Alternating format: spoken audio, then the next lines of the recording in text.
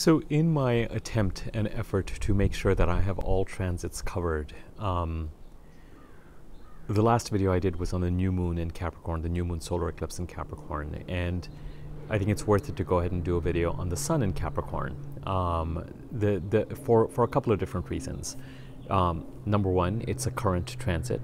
Number two, and it's obvious that it's a current transit because we just had a new moon here and a solar eclipse here. So in order for a new moon to occur, the sun has to be in the sign to meet up with the moon to create a new moon. And if that's too technical for you, just ignore it. But the bottom line is we had a new moon solar eclipse here on Christmas Day, or rather Christmas night, Pacific Coast time. And that particular video on the eclipse really talked more about the mechanics of the eclipse and the eclipse cycles. And it's an important video. It gave you some dates to look at and a fair amount of explanation as to what eclipses are about and what they feel like and how they show up and where this eclipse cycle fits in the sort of Cancer Capricorn eclipses, etc. It did not focus on what it means, what the sign of Capricorn means necessarily, and sort of the sign interpretation of the transits that we're dealing with. Now, as I've mentioned, and as some of you are aware, we have a number of planets in Capricorn. We now have Mercury in Capricorn. We, of course, have the Sun in Capricorn. We have Jupiter in Capricorn, on which I have done a video, the Saturn in Capricorn, and Pluto in Capricorn. And we have the South Node here, which creates the eclipse. So an unusual, truly an unusual group of planets collected in one part of the chart. Wherever the Sun goes, the Sun visits the same part of the chart every year at around the same time. It enters a sign roughly somewhere between the 20th and 23rd of every month, typically around the 21st or 22nd of a month, depending on where you are. And it enters the sign at the same time or date and leaves the sign at around the same date every year. Now, I am talking about a Western tropical zodiac. I'm not talking about a sidereal zodiac. I'm not talking about Jyotish. So when we talk about Capricorn, the Sun enters the Capricorn every year around December 21st or 22nd, give or take a day or two, and it leaves to enter the sign of Aquarius around January 21st or 22nd every year from a Western astrology perspective, which is what most of us look at.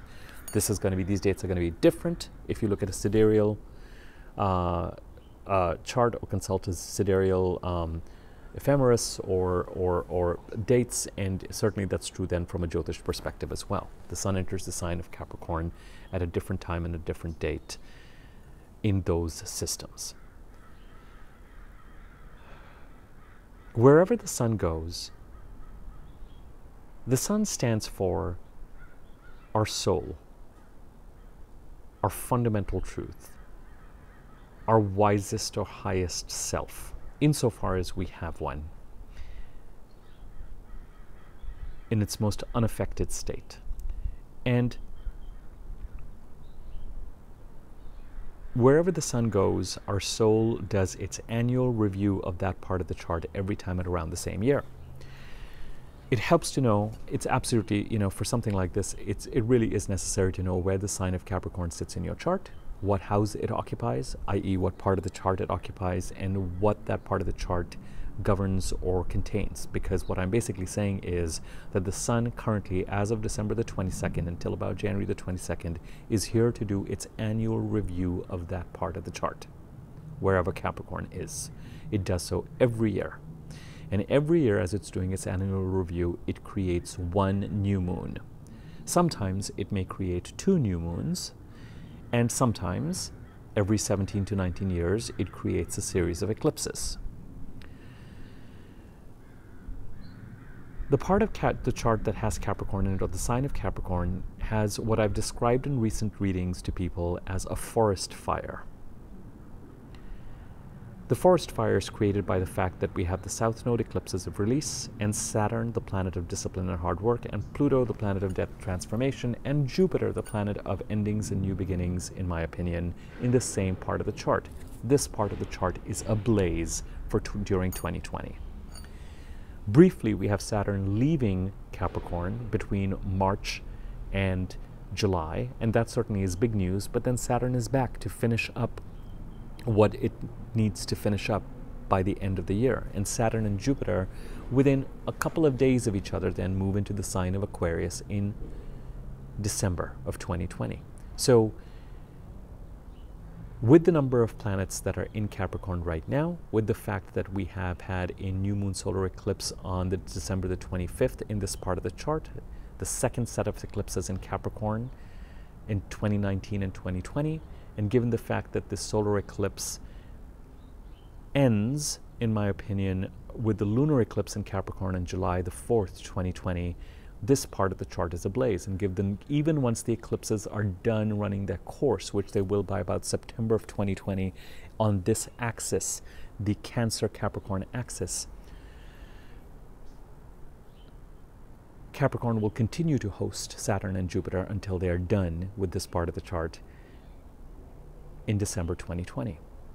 And as we get to the end of the year, the forest fire will die down, and there will be space for new beginning or regeneration or whatever it is that we want to call it, some of which will be occurring this year.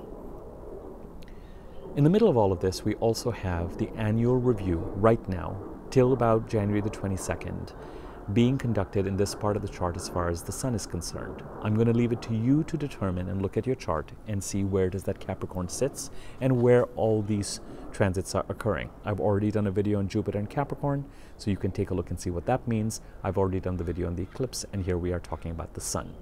As I mentioned, the eclipse video, and even to some extent the Jupiter video, did not concern themselves very much with what the sign of Capricorn stands for. Now, I have to jump in immediately and say, the sign of Capricorn, or any sign when we're talking about a transit, is for the most part less important than the house that is being impacted.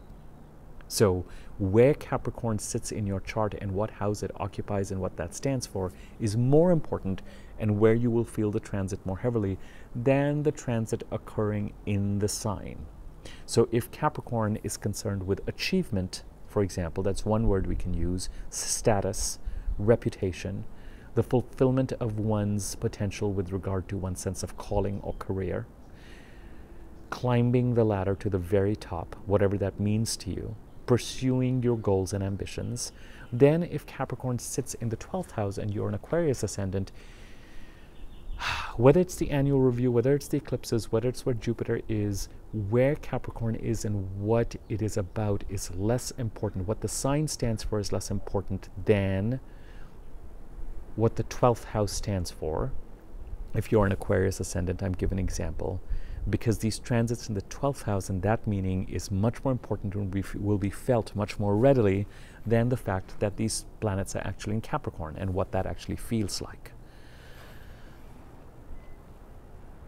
So with that said, it's a long-winded way of saying my sign descriptions are general descriptions, and not everyone will be able to relate to them. But one of the things that I try to make an effort when I do sign descriptions, Mercury in Virgo, Mars transiting in Scorpio, etc., I try to make it I try to think about how it is that it might be impacting as many of us as possible. But once again, the house where the transit is occurring is more important than the sign in which the transit is occurring, as far as we get to experience these transits personally. So even though the sun in Capricorn and the transits in Capricorn are affecting the most ambitious part of the chart, if Capricorn sits in a quieter, more retiring, more internal part of your chart, then it's going to be, whether it's the 12th house or maybe the 8th house or the 4th house, or even, then that's where you're going to feel the transit more than from a perspective or a sense of ambition. The sign of Capricorn is active insofar as that the sun is in Capricorn every time the 1st of January comes around for us. So the 1st of January occurs and it's our new year, and it's not surprising that often we're thinking about goals and ambitions and what it is that we want the new year to be about and what we want to achieve and how we want to go about it. It's all very Capricornian in that regard. The other part of it is that because Capricorn stands for all those things I mentioned, ambition, calling, achievement of calling, the climb, climbing to the very top, success, reputation, our public life, insofar as we want to be perceived, our pursuit of success, whether that means fame, whether that means riches, whether that means excellence, whatever it means, whether it means the pursuit of stability and security, whether it means the pursuit of a good reputation, whether it is all of that, even if your calling is non-professional in Western capitalistic terms. So if you feel your calling is to be a good parent, whatever it is that you feel that calling is, to be the best at it in a real and practical way, is what the sign of Capricorn is about. And when the sun is in Capricorn, it wouldn't be unusual for us to, somewhere in the middle of all of this, be thinking about and be preoccupied somewhat with our careers. Now, as I said, where in your chart Capricorn sits is more important than this transit that I'm describing. So that takes precedence. So if the sun is transiting your 12th house, you may still have career-related matters on top of your mind, but it's the 12th house solar annual review and the fact that you are ending out your year and it's the last month of your specific annual, all those things take precedence over what it is that I'm talking about. Wherever the sign of Capricorn is, we're doing your annual review currently. And with the sun in Capricorn, it would not be surprising if for many or most of us, there's a certain amount of preoccupation or assessment with regard to where we are at in relationship to our careers and our work and our status and our ambitions. Some of this can be felt by virtue of the fact, and it wouldn't be surprising to me if this is the case for many of us during this holiday season. Some holiday seasons, the sign of Capricorn is less impacted in this way. And this year, it is massively impacted. And it wouldn't surprise me if there's a feeling with the holiday season that there are tasks or work or to-do list that is building up, and we're grateful for the fact that it is the 30th of December, and then the 31st, and then the 1st, and then we'll get down to business. But it wouldn't surprise me if already we're feeling like, oh my God, by the time the 2nd gets around, I have so much to do, so much to attend to, so much to get going on. If that is how you're feeling, I think that's a general feeling that is especially strong this year. I don't think it's this strong every year. So there is this feeling of pent-up energy related to tasks that are building up and things that we want to get moving on.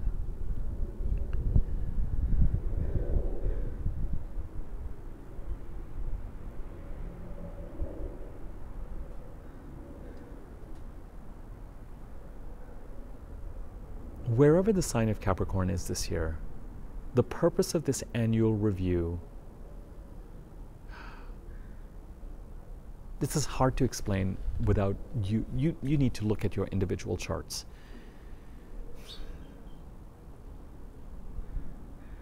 Take the time to look at where Capricorn sits in your chart, number one.